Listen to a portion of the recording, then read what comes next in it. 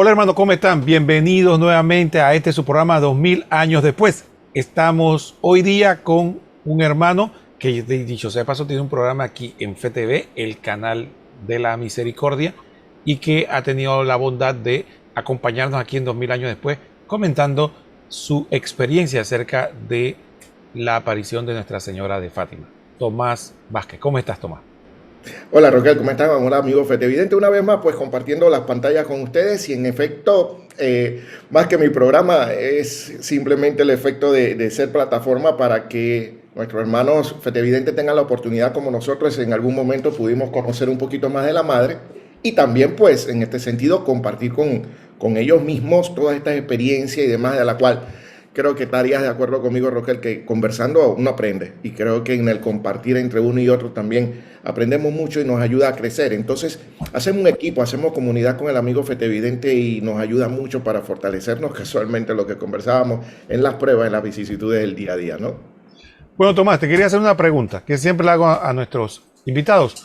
Coméntanos un poco por qué tú piensas, sabes que al inicio del programa exhorto a las personas que ayuden a FTV. ¿Cuál es tu opinión? ¿Por qué tú piensas que debemos ayudar a FTV?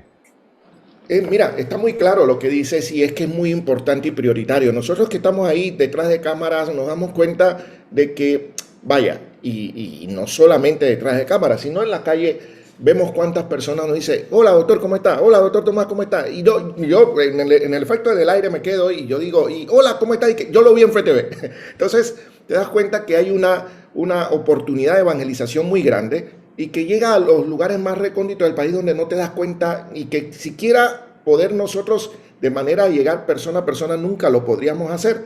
Creo que ahorita mismo FTV en conjunto con los otros medios de comunicación arquidiocesanos son los que están llegando de primera mano al fetevidente, al amigo allá en el poblado, en la montaña, etcétera, etcétera. Y casualmente es un método de evangelización grande. Para eso necesita el apoyo de cada uno de nuestros hermanos. Y como te decía, estando detrás, vemos la gran cantidad de necesidades que se puedan ver, por cuanto lo que es el efecto de la necesidad de equipo, la necesidad de material, todo lo que es la infraestructura y demás, necesita un mantenimiento que verdaderamente, aparte de las propias oraciones que amerita para que esta obra de evangelización siga adelante, también necesita el apoyo económico de cada uno de nosotros, y me incluyo. Entonces, es bueno siempre pensar que seamos parte de todo esto. ¿Y cómo? Pues apoyando, sacando de su propio bolsillo, como la viuda pobre. Ah, no, Tomás, no tengo. Pero bueno, la viuda pobre sacó de lo que no tenía para tratar en este punto de apoyar esta obra que es para todos y cada uno de nosotros. Todos nos beneficiamos. ¿Y qué más? Como el Señor siempre provee y siempre da el 1000 por uno por todo lo que podamos dar por esta obra de evangelización, Roquel. Muchas gracias. Muchas gracias, Tomás, por tu aporte. Y bueno, reiteramos a todos nuestros distinguidos fetevidentes que recuerden que pueden colaborar primero a través de el voluntariado. Siempre recuerden que usted puede ofrecer su trabajo, su esfuerzo, su inteligencia, sus capacidades para sus dones, para que FTV pueda alcanzar su meta. Pero también usted puede donar efectivamente a través de su pecunio, de su hacienda. ¿Cómo? Bueno, puede usar los medios de Visa, Mastercard o Clave. También puede hacerlo a través de la aplicación de Yapi. ¿Y dónde lo puede hacer? Bueno, en 3 bancos concretos que tenemos cuenta. En todos los bancos se llama igual la cuenta, Fundación para Educación en Televisión, FTV.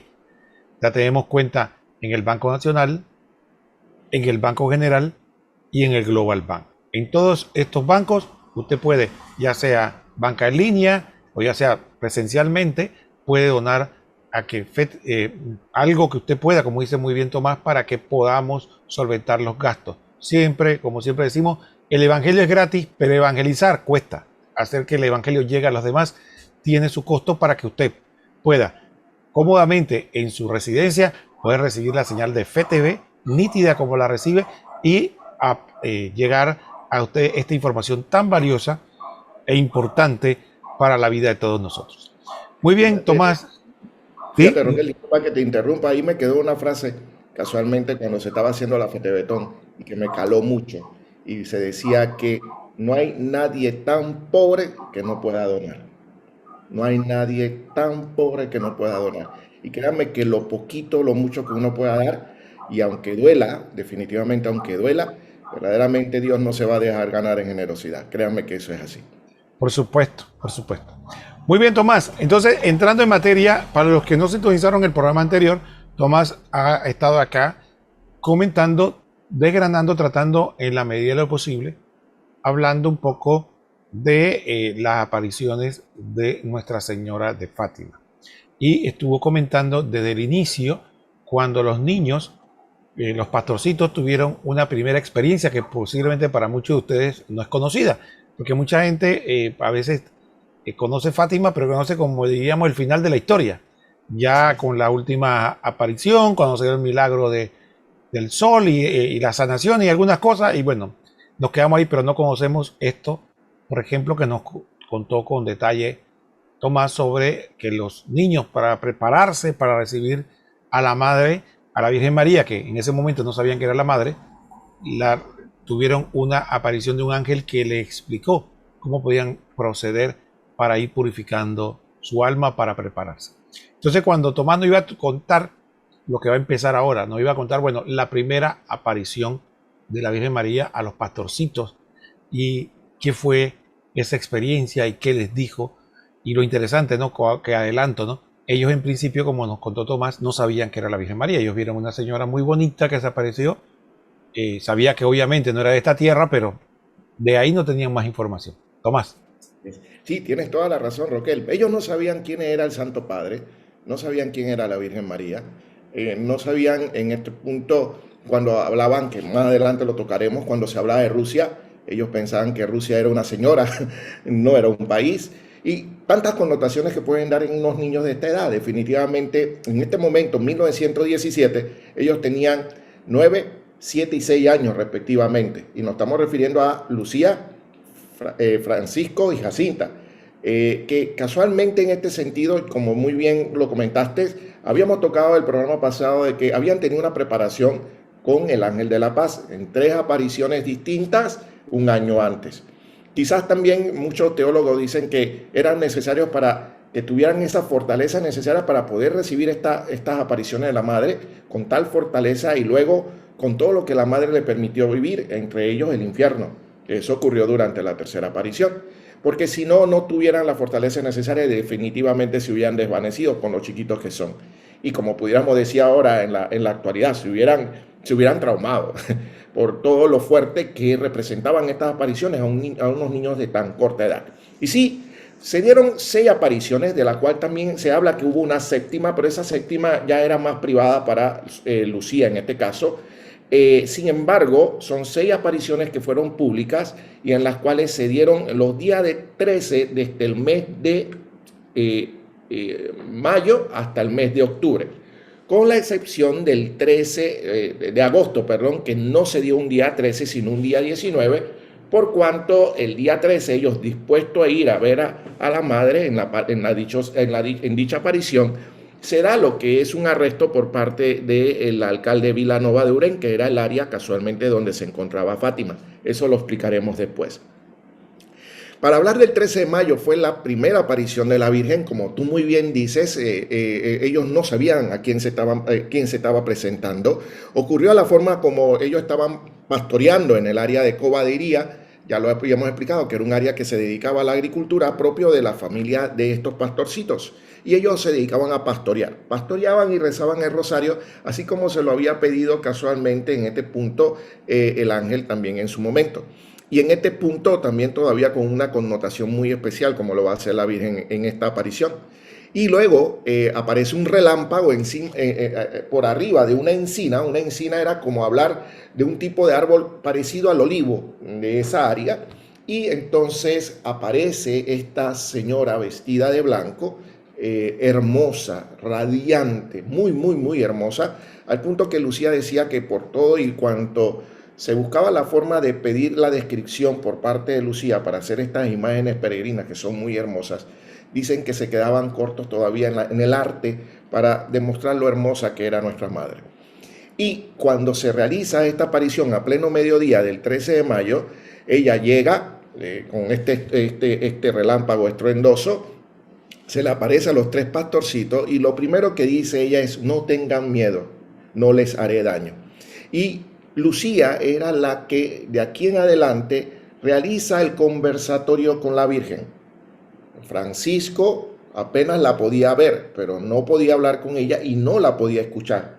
Y Jacinta, la más chiquitita, sí podía escucharla y ver.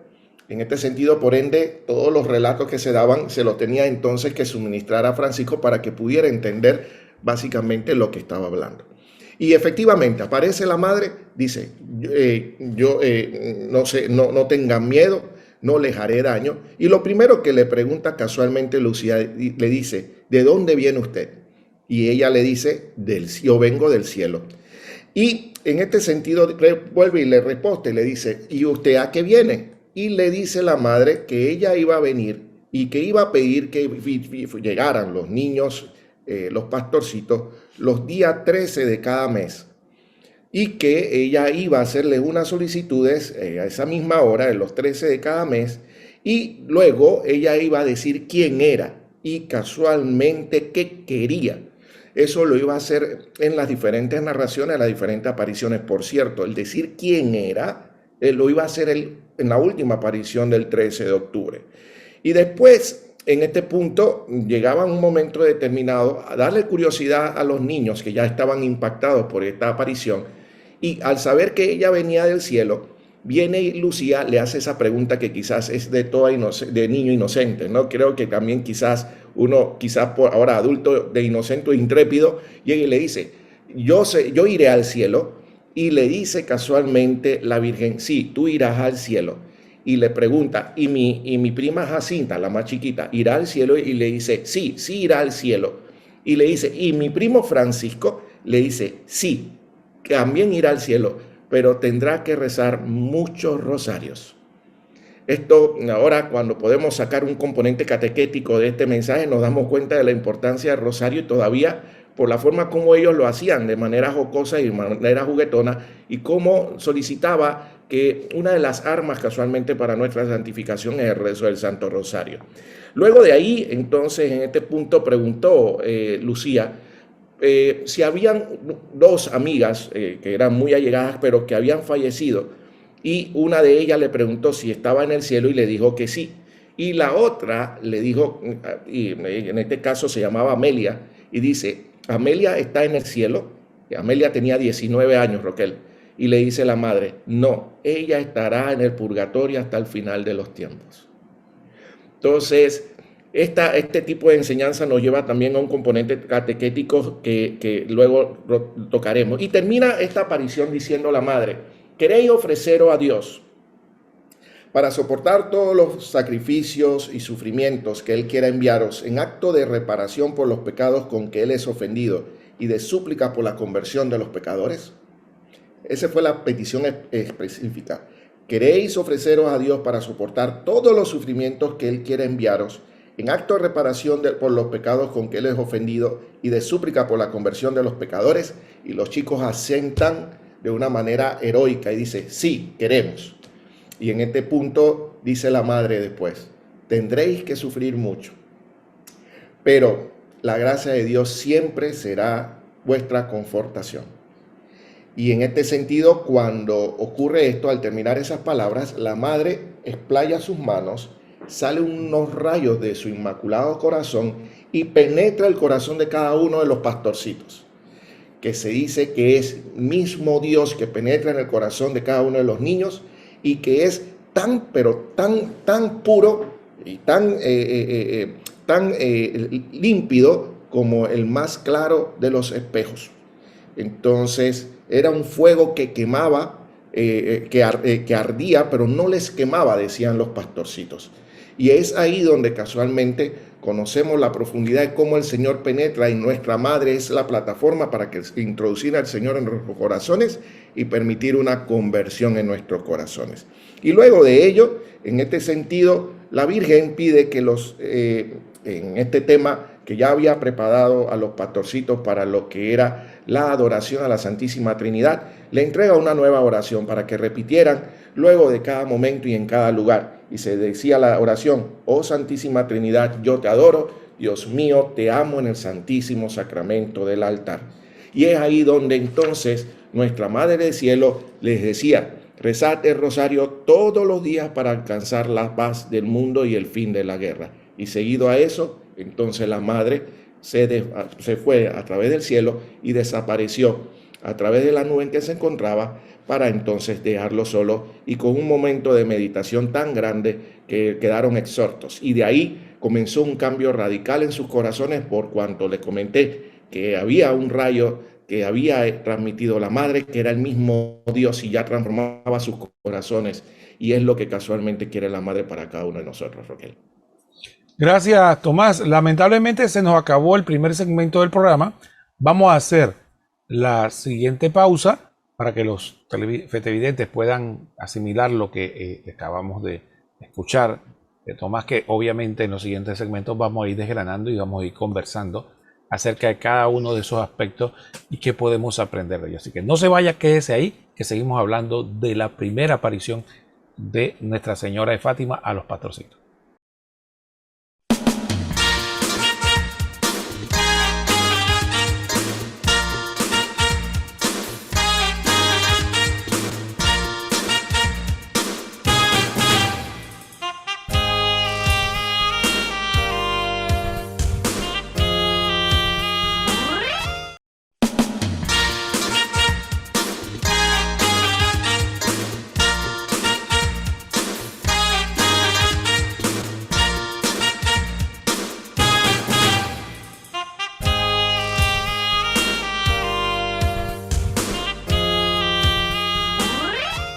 Muy bien, hermanos, estamos de vuelta en este su programa 2000 años después. Estamos con Tomás Vázquez. El tema es las apariciones de Nuestra Señora de Fátima y estamos hoy día empezando con la primera aparición.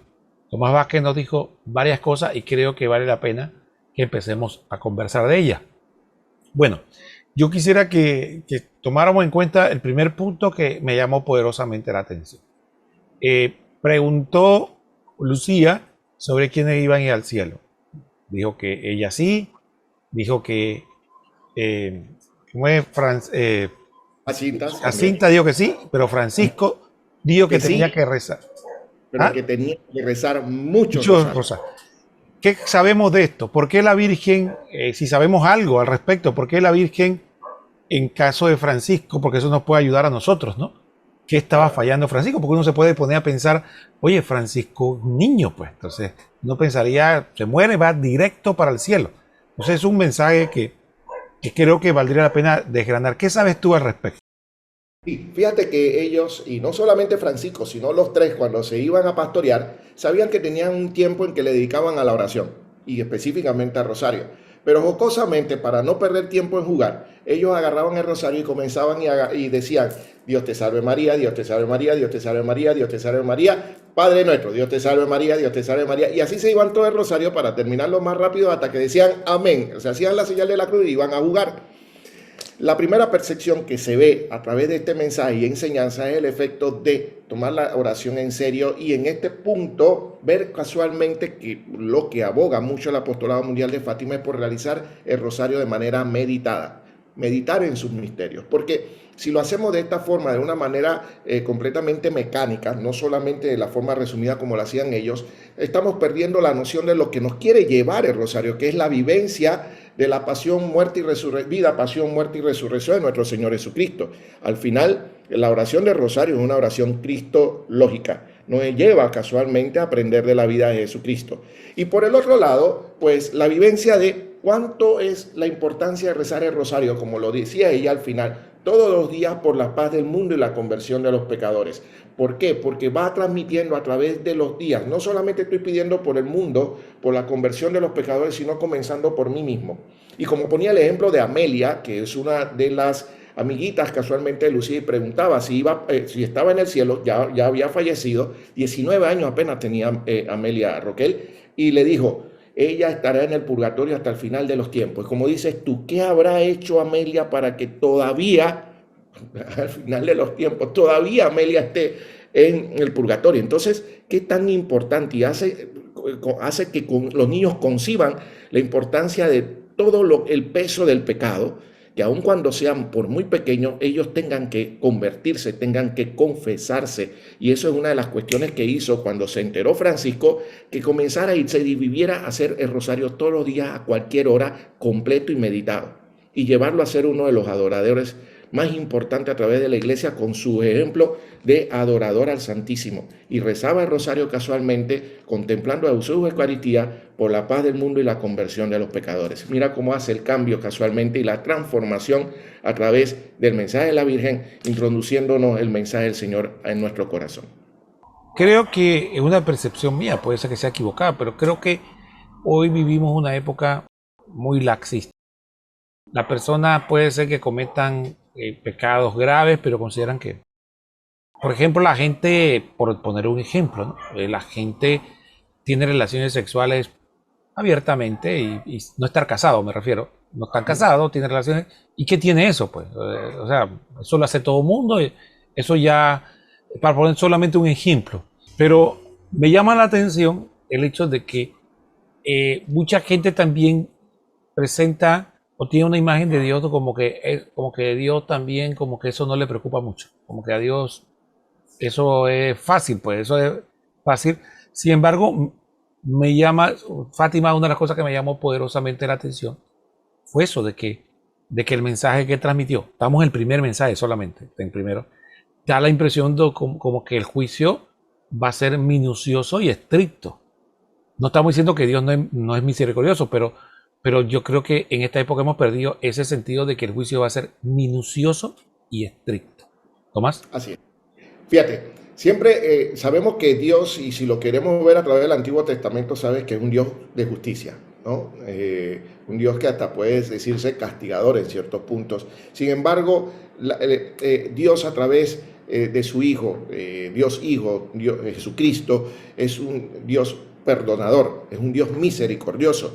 Y mira, que después podríamos hablarlo en otros temas, Roquel, es el efecto, ¿cuál es la relación que hay entre la divina misericordia y el mensaje de Fátima? Es que la gente cree que estamos en una circunstancia donde Dios me quiere como soy. Dios me quiere como soy. No importa si yo tengo pecados, no tengo pecados, total, si estoy caminando como Dios quiere o no quiere, Dios me quiere como soy y me tiene que querer como soy. Pues vaya, ¿por qué? Porque Dios es misericordioso y como Dios es misericordioso me quiere como sea. Entonces, sí, aquí es donde viene el efecto de que Dios es misericordioso, es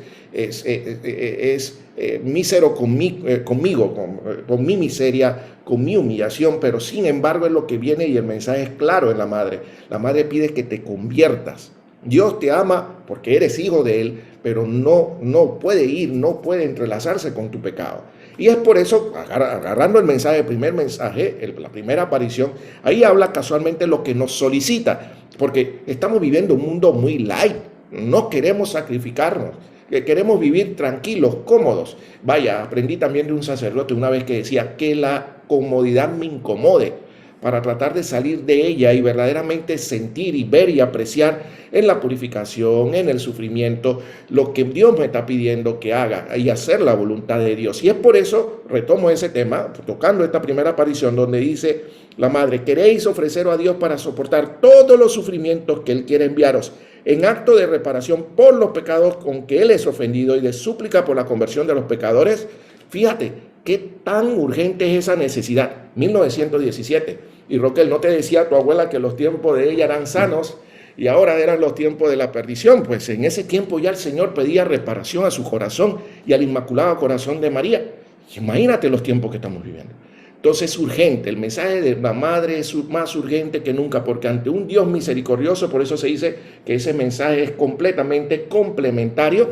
Ante un Dios misericordioso, la madre pide que te convierta, porque si no los rayos de misericordia no te llegan. No es que no quiera el Señor llegar, no te llegan porque no eres digno para recibir los rayos de misericordia como lo hizo casualmente la madre a través de los pastorcitos. Y ojalá podamos tener nosotros ese encuentro. Eso ahí que ocurrió, un encuentro personal con Jesucristo, y lo permite a través de la madre, que es casualmente la plataforma de salvación en nuestros tiempos, Roquel.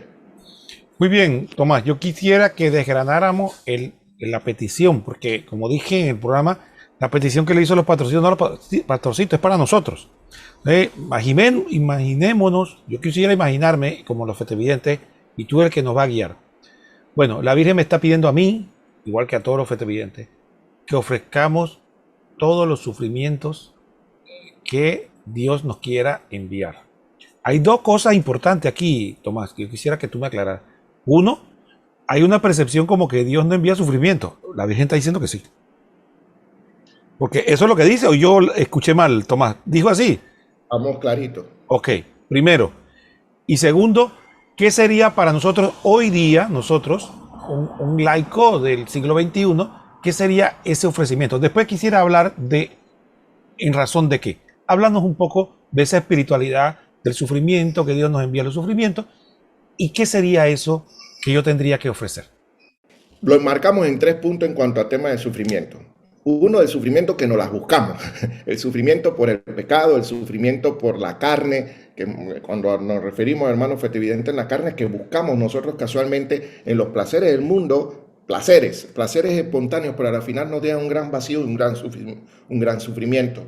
Existen los sufrimientos que Dios permite y los cuales son propios de la vida cotidiana.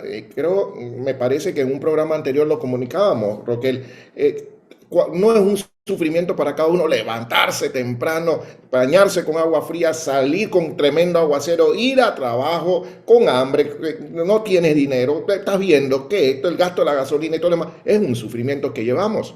Es un sufrimiento que el Señor permite, un sufrimiento diario. Y cómo poder también este sufrimiento, poderlo entregar en reparación, eso lo podemos ver ahorita.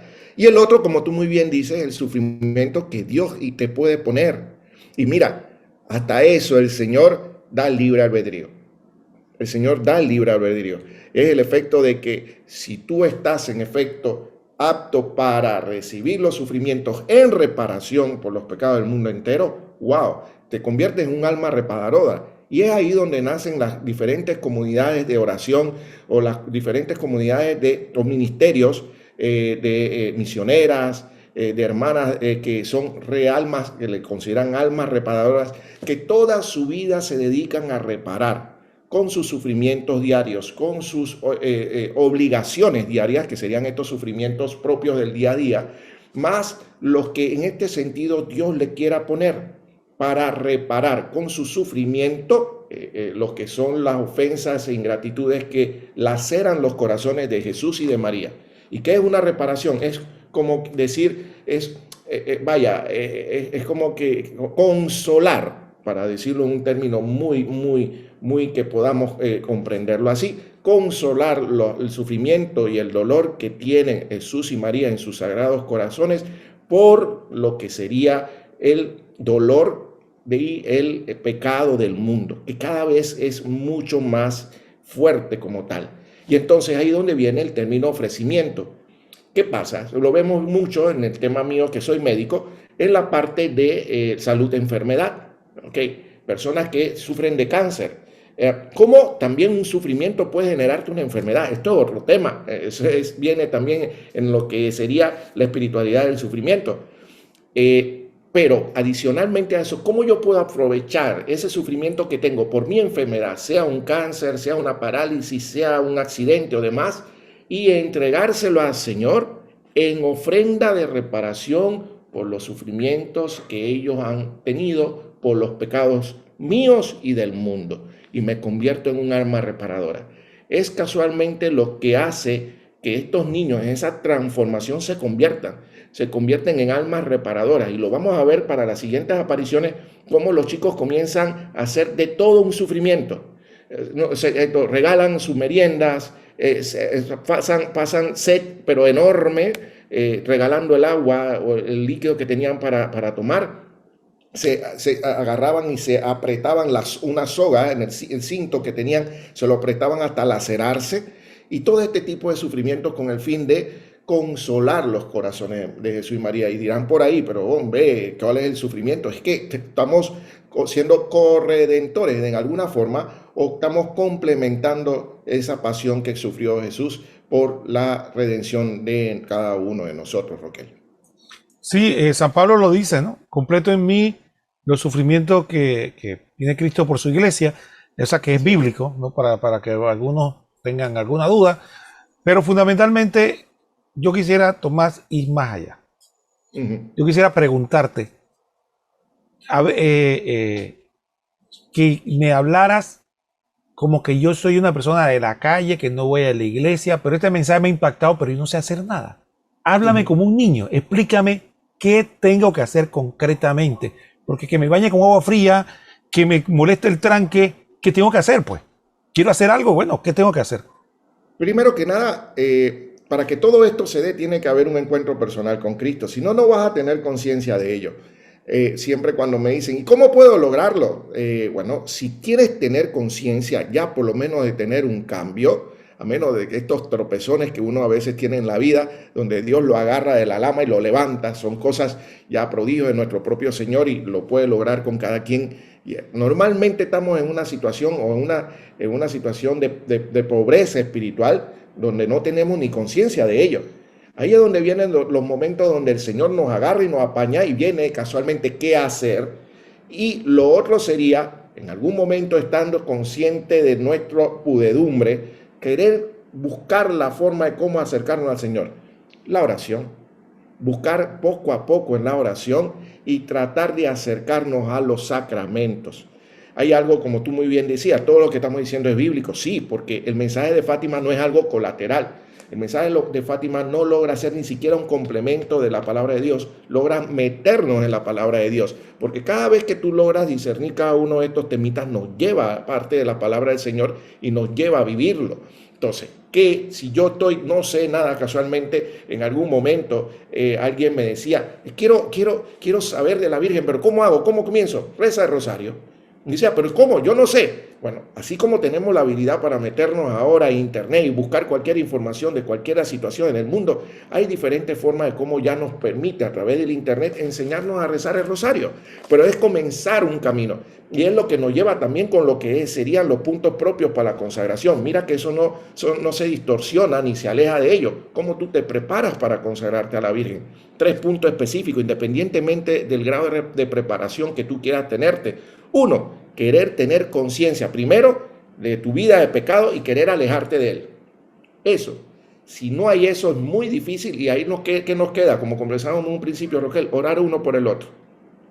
Cuando Dios toca ese corazón y logras tener conciencia, entonces querer alejarte de eso. Para lograr tener la fortaleza, 2, buscar los sacramentos y entre ellos la confesión. Sabes que la confesión es el acto de exorcismo más grande que hay. ¿Y cuánto nos puede liberar el Señor de eso? Y 3, buscar casualmente un camino de santificación, con un guía espiritual, yendo al Santísimo, acercándonos a la Eucaristía y poco a poco el Señor nos va transformando. ¿Y por qué no? Es como en la enseñanza que estamos aprendiendo aquí de la primera aparición, pedirle a María que nos ayude, porque ella definitivamente nos va a agarrar de la mano al encuentro con su Hijo. Mira, Tomás, qué interesante que cuando, hablando de la confesión, recuerdo un diálogo que tuve con una persona que creo que ilustra esto. Me decía esta persona de manera muy aguda, me decía, Roquel, yo me confieso, pero yo veo que el Padre dice que me va a poner una penitencia. Entonces el Padre me dice, reza 3 Padres Nuestro y 2 Ave María. Pero eso para mí no es un castigo, porque si rezar debería ser algo bueno. Entonces yo le decía, mira, el problema es que la connotación de la palabra penitencia para ti, cuando éramos niños jugábamos algo, ¿no? Y te ponían un castigo. Dice, bueno, ahora tú bésame los pies. O qué sé yo, cuando uno jugaba niño, ¿te acuerdas? La botella. Y Así nosotros es, decíamos que eso era una penitencia. así Sin es. embargo, el concepto dentro de la confesión de penitencia es precisamente eso que estás hablando tú, reparación. Entonces, la oración contribuye a la reparación, por eso, y el Padre, en atención a la debilidad del penitente, no le va a poner una penitencia que le sea tan difícil cumplir, para que él pueda entrar en esa onda. Es la penitencia, después de la confesión, que muchas veces no tomamos conciencia, tiene el sentido ese, de que sí nos confesamos, pero muchas veces nuestra confesión no es perfecta, es muy vaga, y quedamos con la pena del pecado y quedamos con todo eso y entonces tenemos que repararlo. Tenemos que Así es. repararlo. O sea, no se trata solamente de cuando decimos que tenemos que reparar el sufrimiento o el dolor que le hemos causado al corazón de Cristo y al corazón de no creamos que los que están en el mundo, nosotros mismos, somos los primeros que tenemos que reparar eso, ¿no? Y fíjate algo, para seguir con esa línea, Roquel, rapidito, te echo el cuento de una anécdota de un colega mío una vez, bien así, echado para adelante, como podemos decir en el mundo, y llega un día muy emocionado después de una fiesta de Atalaya, y me dice, Tomás, fui a la fiesta de Atalaya y fui allá, y adivina, ¿qué pasó? Me confesé yo, bendito sea Dios, al fin, y que sí, ahora quedé limpiecito para comenzar a acumular pecado hasta el próximo año. Yo, ah, caramba, no es tener conciencia, ¿me entiendes? Eso es una parte. Y lo otro, acuérdate que es cierto, nosotros nos confesamos, tenemos que ir con un espíritu de enmienda. A veces vamos por protocolo, pero no tenemos un espíritu de enmienda. O sea, no tenemos un espíritu de, Dios santo, perdón, me duele haberte ofendido. Ese es el espíritu de enmienda. Y prometo con ello, esa fue la famosa oración, no volverte a pecar. ¿Y qué pasa? El Señor nos perdona, eso por fe así, es así, eso es un dogma de fe. El Señor nos perdona en la confesión, pero definitivamente que nuestro pecado hizo un daño que amerita reparar en el tiempo, cosa que cuando tenemos el tema de la indulgencia plenaria es lo que logramos casualmente hasta liberarnos de ello. Pero al grano, en este punto es importante y es la parte que el ser humano olvida, Roquel. Ah, el Señor me perdonó y estoy libre, estoy... Espérate. ¿Y ahora qué vas a dar tú? ¿Cómo vas a corresponder a ese amor misericordioso del Señor? Cuando tengo yo también que ser misericordioso con Dios y con los hermanos. Llego, me confieso y sigo siendo el mismo, sigo teniendo la misma actitud de pecado y hasta haciendo daño, porque todavía a veces logran haber los famosos santurrones que se confiesan, yo estoy limpio de pecado, no como este que está aquí. Entonces, verdaderamente es lo que nos brinda a ver esa parte que es tan importante y que nos compete a nosotros. Es el efecto de entregarnos y casualmente reparar por todo el daño que hemos hecho y por los que están haciendo también nuestros propios hermanos. Tomás, qué rápido pasa el tiempo cuando uno se divierte. Lamentablemente estamos en el segundo segmento, así que vamos a hacer la segunda pausa y después continuamos. Tomás, te adelanto, yo quiero que en el otro segmento nos hables un poco de las dos cosas. La Virgen nos pidió que ofreciéramos a incomodidades, situaciones, sufrimiento, todo lo que Él nos envía. Me llamó la atención el tema de que Él nos envía, porque eso me enganchaba, creo que comentamos en el programa anterior, con la espiritualidad de San Francisco de Sales, que las incomodidades, sufrimientos y dificultades que el Señor permite que nos ocurran y que nosotros aceptamos y se lo ofrecemos, tienen más valor, dice el santo, que lo que nosotros mismos nos imponemos, ¿no? Porque decía el santo, o sea, con mucha agudeza, hay gente que ayuna porque no le es difícil ayunar, pero sin embargo le es difícil retener la lengua. Y así pues, mencionaba muchos ejemplos, ¿no? Así que vámonos, pero antes de hablar de ese tema, yo quería que tomemos, porque yo quisiera que volviera a repetir, porque yo quiero digerir esto. ¿Qué cosas nos pidió? ¿Por qué teníamos que ofrecer esos sufrimientos y sacrificios al Señor? ¿Qué cosas teníamos? ¿Por qué razones concretas? Para que las comentemos. Así que no se vayan, quédense aquí.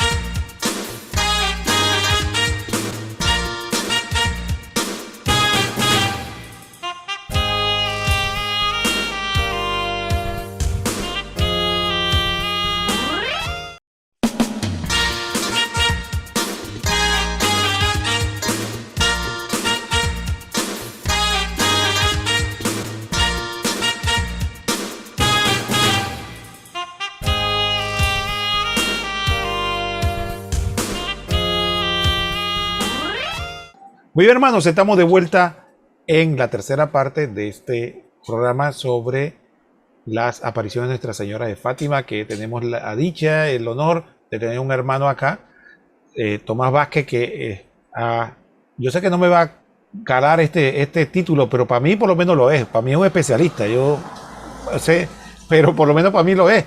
Yo no sé, habrá otro especialista que para él dice no, él es un novato, pero para mí es especialista, pues. ¿Qué vamos a hacer, pues? No puedo decir otra cosa. Sabe mucho más de esto que yo y probablemente muchos de los que nos están viendo ahora, así que para nosotros es un especialista. Él dirá que no, él no es especialista, pero bueno, todo es de acuerdo al nivel como uno lo ve. Muy bien, Tomás, repítenos por favor por qué razones nos decía la Virgen que había que ofrecerles sacrificios y sufrimientos al Señor. ¿Qué cosas? Te lo describo exactamente como así lo dijo. Y está en el libro de Sor Lucía. Es decir, queréis ofreceros a Dios para soportar todos los sufrimientos que Él quiera enviaros en acto de reparación por los pecados con que Él es ofendido y de súplica por la conversión de los pecadores. Entonces, aquí hay tres conceptos que yo quisiera que volvieras a repetir porque hay que reiterarlo. Reparación, Así es. pecados que ofenden a Dios, porque parece como que, y esto es una cosa que a mí me llama la atención, ¿no? Decía un teólogo, uno de los teólogos más profundos, para mi gusto, que leo, él decía, después de haber estudiado mucha teología, dice que él no podía imaginarse a un Dios indiferente, al Dios del filósofo, ese Dios que es tan elevado que nada lo mata, pues. O sea, la gente se está portando mal, pero él decía, yo no puedo creer, para mí Dios sufre por nosotros. Entonces, me llama la atención esto, como la Virgen dice, que es ofendido. O sea, cuando tú eres ofendido, tú sufres. O sea, tú no eres indiferente. O sea, la ofensa es algo que te hiere, no que no te importa. Y de alguna manera, el otro tema de esa solidaridad con los hermanos que están, claro, por nosotros, porque nosotros somos pecadores también, pero por estos hermanos, porque hay una postura muchas veces de que, ¿sabe qué? Señor, envía a toda esa gente al infierno, hombre. Para que se vayan. ¿Cuándo tú vas a acabar con esto y mandar a toda esa gente para el infierno? Pero pareciera que no. Reparación, un Dios que se ofende, que nosotros herimos, y además el tema de ese deseo de que las personas se salven. Tomás. Fíjate, reparación. Definitivamente que tenemos que reparar. Como decíamos hace un momento, todavía nos confesamos y el Señor nos perdona el pecado, pero con ese pecado nosotros hicimos un daño y ese daño nosotros tenemos que repararlo. Es como si agarro yo en este sentido, apachurro el papel, caramba, lo dañé. Yo quiero llegar y lo trato, pero por más que lo trato de estirar, queda arrugado. Entonces, ese es el acto de reparación, tratar de buscar los mecanismos con el fin de que el daño que se produjo se pueda reparar, no solamente a nivel del ser humano, sino a través de los corazones de Jesús y María que están muy ofendidos. ¿Por qué? Porque primero que nada Dios es nuestro creador y cómo hacerle daño al que nos creó. Entonces queda lo que es el efecto de consolar al Sagrado Corazón de Jesús. ¿Por qué no a María? Porque María es la Madre de Dios y Madre nuestra, y la ofendemos tanto, con tanta indiferencia e ingratitudes, que definitivamente tenemos que reparar. Es una situación que el ser humano ahorita no capta, no quiere captar, quiere estar muy cómodo, no quiere reparar. Y una de las situaciones que la Apostolado de Fátima promueve, que es tan sencillo, como tú lo decías hace un momento, que tan sencillo reparar, y con un término que utilizamos nosotros, es la santificación de los deberes cotidianos. La santificación de los deberes cotidianos. Eso de que a mí me toca sentarme y ver cierta cantidad de pacientes y es un paciente que a la verdad no tiene todavía ese don de paciente y que es impaciente y esto y lo otro, y Señor, en reparación de los pecados y los pecados y los míos y del mundo entero, y uno va casualmente haciendo reparación simplemente los deberes cotidianos. De eso, cuando decimos nosotros que damos la milla extra en el trabajo, en la casa y demás, Señor, te lo entrego en reparación. Es una forma tan sencilla en lo cotidiano de entregar y reparar por los corazones de Jesús y de María. Pecados, sí, definitivamente. Hay pecados que pensamos nosotros, como decías tú hace un momento, hasta el de la lengua. Y cuidado, a veces nos estamos hundiendo más, cuidado, con pecados veniales, la sumatoria de pecados veniales, que luego lo que puede ser con un pecado mortal. A veces en este sentido estamos pecando y no creemos tener conciencia del mismo y nos estamos casualmente perdiendo. Tenemos que tener conciencia del pecado y espíritu de enmienda. Y sí, el Señor se ofende, la Virgen se ofende y se ofenden de sobremanera. Lo único que su amor está por encima de esa ofensa. Y es ahí donde nace la devoción a su divina misericordia. O sea, por muy escarlata que sea nuestro pecado, el Señor está ahí apresto para, en este sentido, salvarnos, porque somos sus hijos. Pero ahí es donde cae la Virgen con su mensaje y dice, pero conviértete, porque es necesario convertirte y tener conciencia de ello para que tengas espíritu de enmienda y luego de eso iniciar un camino de santificación que te lleva con ello a la penitencia y los sacrificios para complementar esos sufrimientos que el Señor ha transcurrido a través del tiempo. Y más en estos tiempos que estamos cada vez más perdidos, Roquel. A mí me gusta poner este ejemplo para aterrizarlo, porque muchas veces ese nivel de espiritualidad, miren, yo le pongo el siguiente ejemplo, es como los padres, los buenos padres, digo, los buenos padres, que queremos mucho a nuestros hijos. Así mismo como tenemos deslices los padres y ofendemos a los hijos, también los hijos tienen deslices. Pero quiero poner el ejemplo del hijo, ¿no? El hijo, uno quiere mucho al hijo, pero el hijo a veces se sale con una cosa que te hiere. Y entonces, yo tenía la experiencia, Tomás, no sé tú, de repente el hijo dice, ¿eso te dolió? Dice, sí, sí, pero no importa. Pero te dolió. No fue que no te dolió lo que te hizo. Pero tú lo quieres tanto que dices, no te pongas, no quieres ni verlo triste. Dice, no te... Pero el hijo a veces intuye, que es el punto que yo quiero decir, el hijo intuye, oye, ofendí a papá y me duele a mí también porque lo ofendí. Entonces creo que esa empatía de que nosotros tenemos a Dios como, perdonen la referencia si fue ofensiva, como coaching back, pues yo lo golpeo y no le duele y no le importa, pues. Entonces cuando le pedirle a Dios que nos dé esa capacidad de que me dolió a mí también porque lo ofendí. O sea, porque muchas veces ese es el problema, que sentimos como que vemos a Dios como que sí, yo le puedo tirar todos los dardos que yo quiera y eso no le duele ni le importa. Y creo que la Virgen nos puede ayudar en la espiritualidad, nos está enseñando en ese sentido, Tomás, de poder entender eso, de que Dios se ofende y que como el padre que en su inmensa amor le dice al hijo, no quiero que vayas ahora a caer en depresión por eso, me dolió, pero ya pasó, pero me dolió. Y el hijo, conforme entraña su relación con el padre, dice, oye, y no lo voy a hacer más porque no quiero ver a mi papá más herido.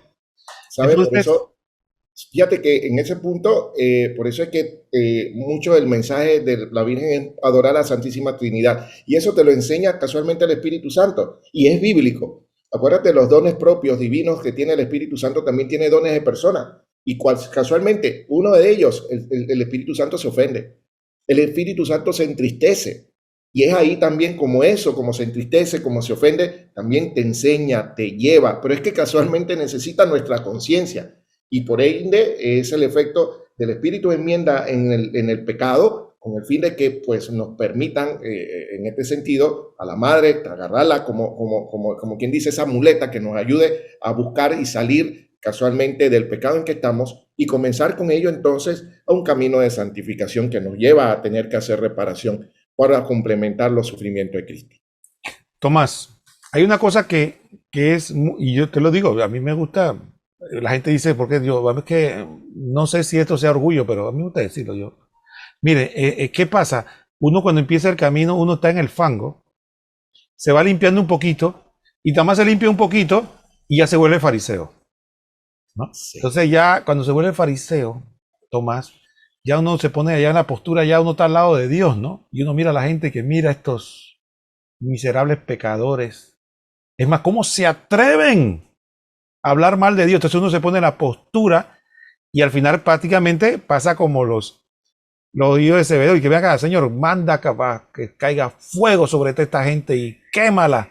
Entonces, esa espiritualidad, Tomás, de tener misericordia con el pecador, de ya de hacer sacrificio por ellos, o sea, sacrificarse por aquellas personas que pueden estar hablando mal de Dios, blasfemando, haciendo quién sabe qué locuras por ahí.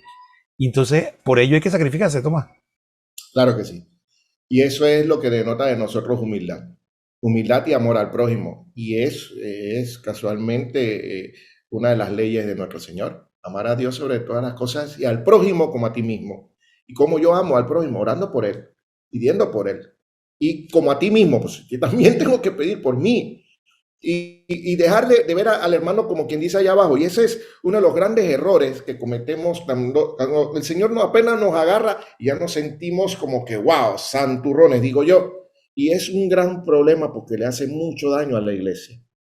A veces genera divisionismo, porque en nada hay casualmente humildad, más bien hay una soberbia espiritual. Y verdaderamente ni siquiera has terminado de crecer, que nadie termina de crecer espiritualmente hablando. Vas por un camino de santificación, pero ya nada más arrancando en la gatera y ya te crees más que todo mundo, cuando el Señor lo que pide es ser misericordioso.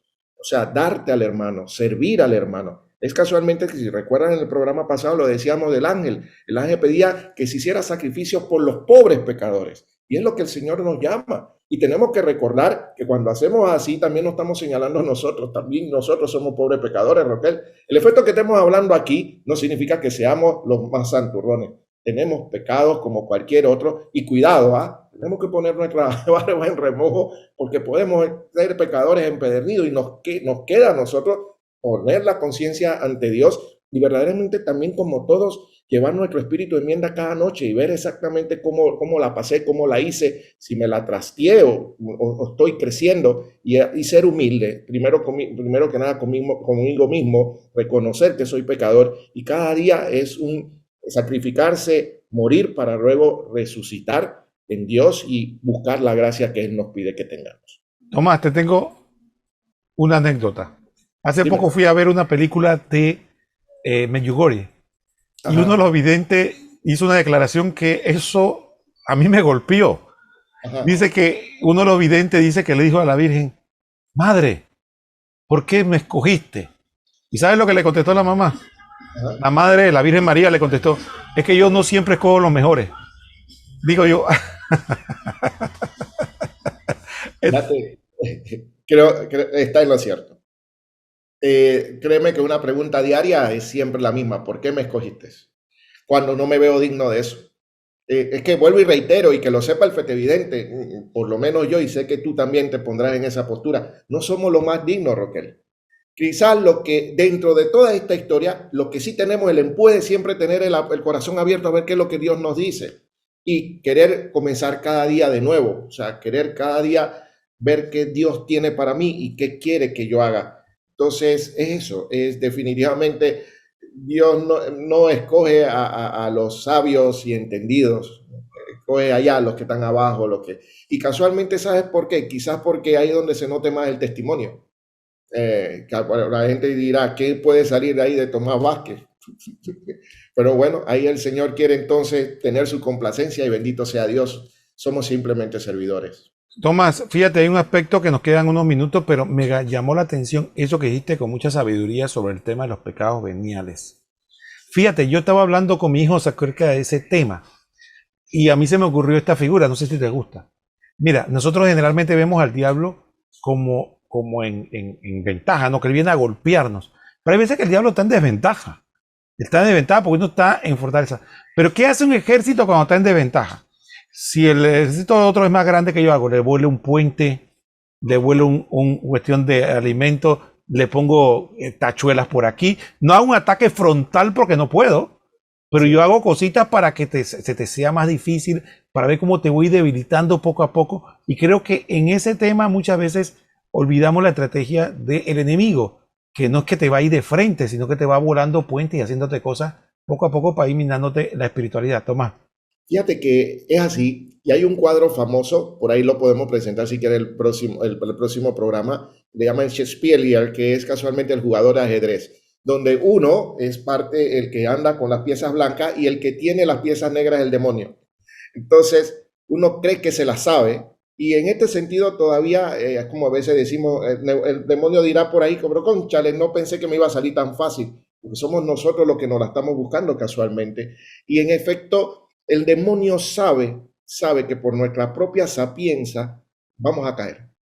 Si es por nuestra propia sapienza, él es mucho más astuto que nosotros y nos va a hacer caer con toda esta estrategia que muy bien comunicas. Y es ahí donde sale nuestra dama de blanco. Por eso es que se hace la asociación de la dama de blanco, la dama del juego de ajedrez, con Nuestra Señora, con la Virgen María. Cuando sabemos muy bien utilizar a la reina, ella nos saca y nos evita que nos pongan en jaque.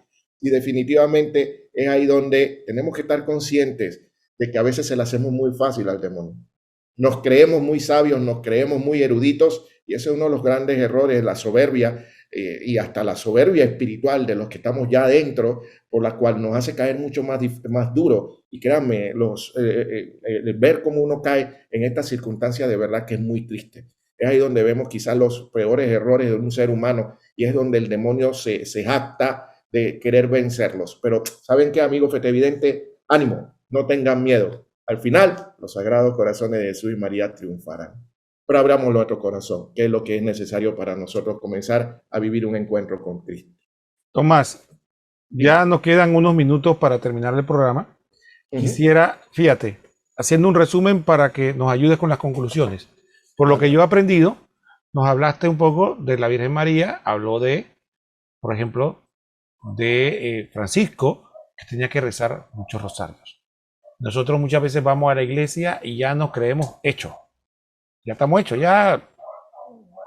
Y probablemente estamos como Francisco, que no podemos ni ver a la Virgen ni escucharla. Ese es un detalle interesante, ¿no? ¿Cómo podemos decir de que somos devotos, primero yo, más que todo, devoto de la Virgen, y ni la podemos ver ni la escuchamos? Yo sé que yo soy devoto, pero realmente es que todavía falta mucho por purificar. El otro aspecto también importante, cómo se habló de que hay personas que sí están en el cielo. Francisco tenía que rezar mucho rosario y había una que iba a estar en el purgatorio hasta el final de los tiempos. Entonces, eso nos pone a nosotros a pensar de un aspecto importante de lo que es el juicio.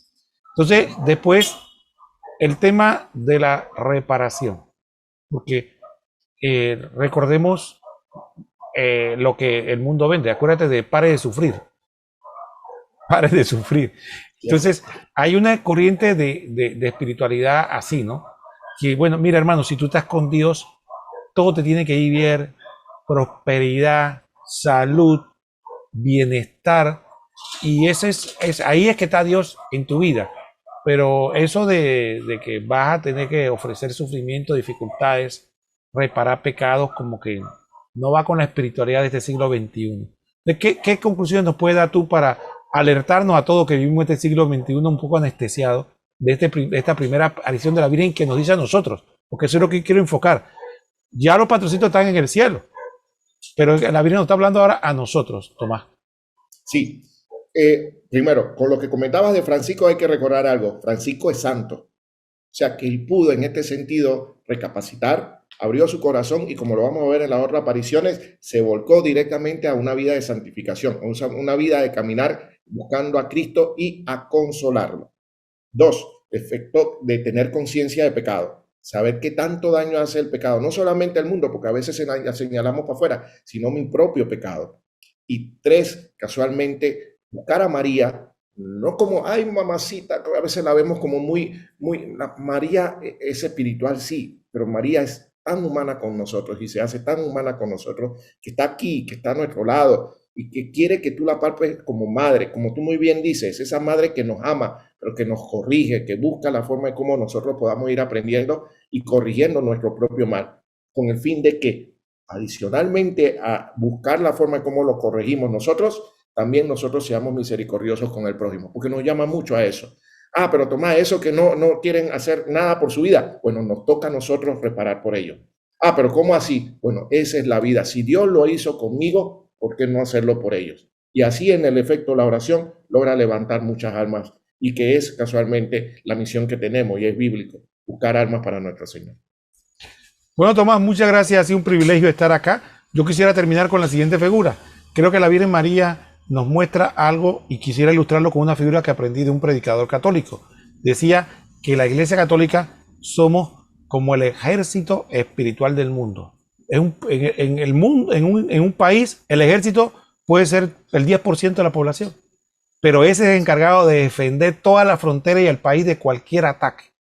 Entonces, nosotros en la Iglesia Católica podemos ser un porcentaje pequeño de la población mundial, pero a nosotros nos toca hacer esto que la Virgen nos dice: defender al mundo de la oscuridad, ofreciendo nuestra vida en reparación por nuestros pecados, por la ofensa que le hemos hecho a Dios, que ya está muy ofendido, y también por la conversión de los pecadores. Gracias, Tomás, por enseñarnos, gracias por guiarnos a la Madre, y los invitamos, te hacemos la invitación cordial para otro programa, porque estamos empezando. Claro. Así que sí.